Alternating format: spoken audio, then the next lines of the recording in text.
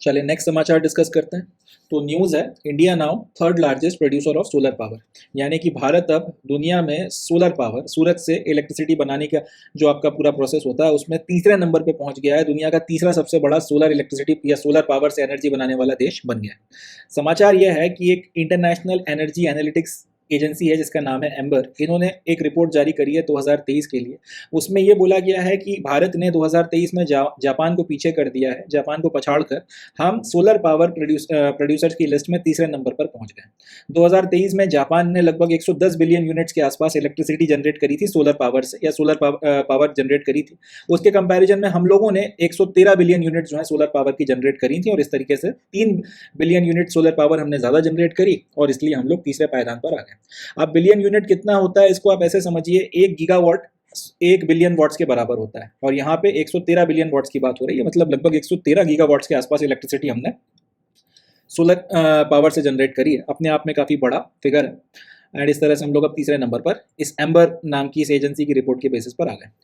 अब नीति आयोग ने भी इसी के रिस्पेक्ट में मई 2024 में एक रिपोर्ट जारी करी है सोलर पावर के रिस्पेक्ट में। उसमें उनका कहना यह है कि भारत की जो आज की तारीख की टोटल इंस्टॉल्ड कैपेसिटी है, या इंस्टॉल कैपेसिटी का मतलब होता है हर वो तरीका जिससे आप बिजली बना सकते हो, उस चाहे उसमें रिन्यूएबल सोर्सेज आते हो चाहे नॉन रिन्यूएबल सोर्सेज आते हो, सबका जो कॉम्बिनेशन होता है उसे इंस्टॉल कैपेसिटी बोला जाता है।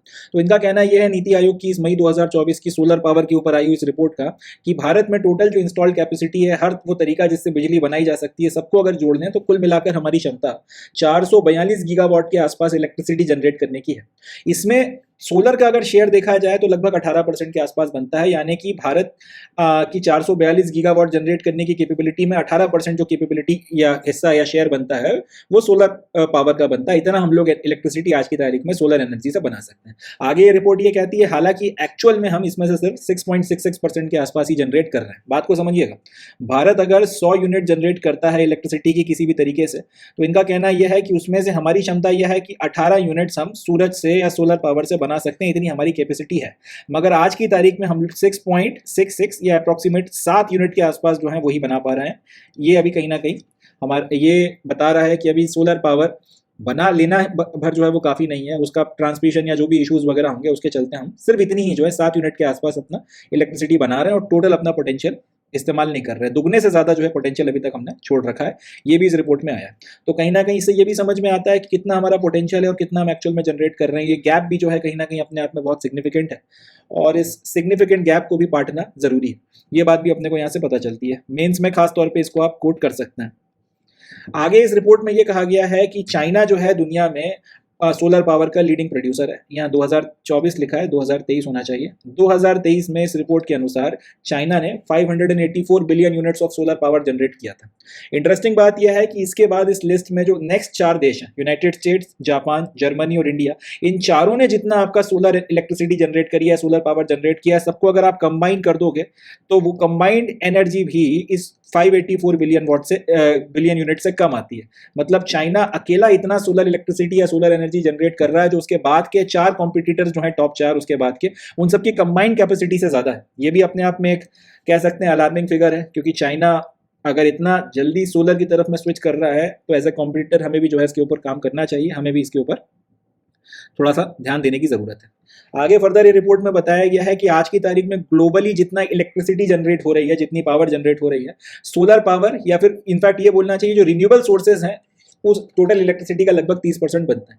यानी कि अगर पूरी दुनिया में आज की तारीख में 100 यूनिट्स इलेक्ट्रिसिटी बन रही है तो उसमें से 30 यूनिट इलेक्ट्रिसिटी रिन्यूएबल सोर्सेज से बन रही है, जिसमें सोलर हो गया, इसके बाद आपका न्यूक्लियर हो गया, या फिर विंड पावर हो गया, हाइड्रो पावर हो गया। सब कुछ मिला लिया जाए तो टोटल दुनिया भर में आज की तारीख में जितनी इलेक्ट्रिसिटी प्रोड्यूस हो रही है उसका 30% के करीब रिन्यूएबल सोर्सेज से आता है।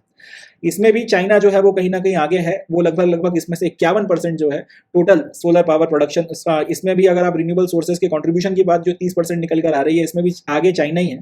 टोटल जो दुनिया भर में प्रोडक्शन हो रहा है सोलर पावर का, चाइना उसका अकेला 51% जो है सोलर पावर प्रोडक्शन में लगा हुआ है। इसी तरीके से जो ग्लोबल विंड जनरेशन हो रहा है, विंड से जो आपके इलेक्ट्रिसिटी बनाई जा रही है, उसमें चाइनीज 60% जो है अपना कंट्रीब्यूशन रखते हैं।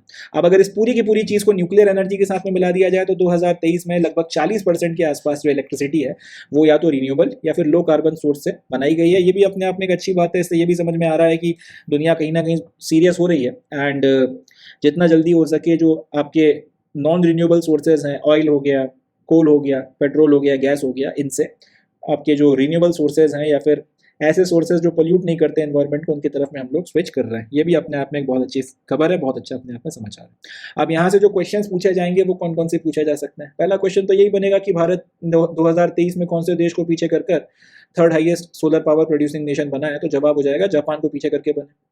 दूसरा क्वेश्चन यहीं से बन सकता है कि टोटल इंस्टॉल्ड कैपेसिटी इंडिया में भी कितनी है, 442 गीगावाट्स है, और उसमें सोलर का कंट्रीब्यूशन कितना है या कितना उसमें परसेंट बनता है, तो 18% है।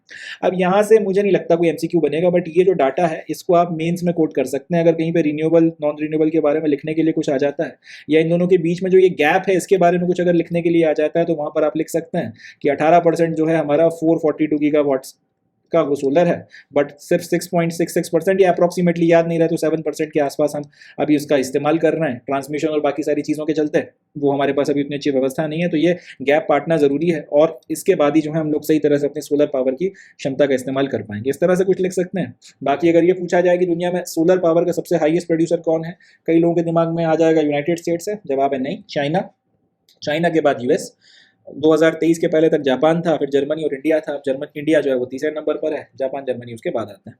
बाकी इससे ज़्यादा इसमें डाटा अपने कुछ खास काम का नहीं है। एक ये पॉइंट और इस्तेमाल आप कर सकते हो कि इसी रिपोर्ट के बेसिस पे दुनिया भर में लगभग 30% के आसपास इलेक्ट्रिसिटी आपका रिन्यूएबल सोर्सेज वगैरह से बनाई जा रही है। ये भी एक पर्टिकुलर पॉइंट है, इसको भी आप चाहो तो कहीं पर कोट कर सकते हो, और ये भी आपके आंसर को एक अच्छा एज दे देगा, कहीं ना कहीं उसमें एक अच्छा पॉइंट एडअप हो जाएगा एग्जामिनर को। इससे शायद आपको एक आध नंबर 2 नंबर ज़्यादा देने का मोटिवेशन मिले।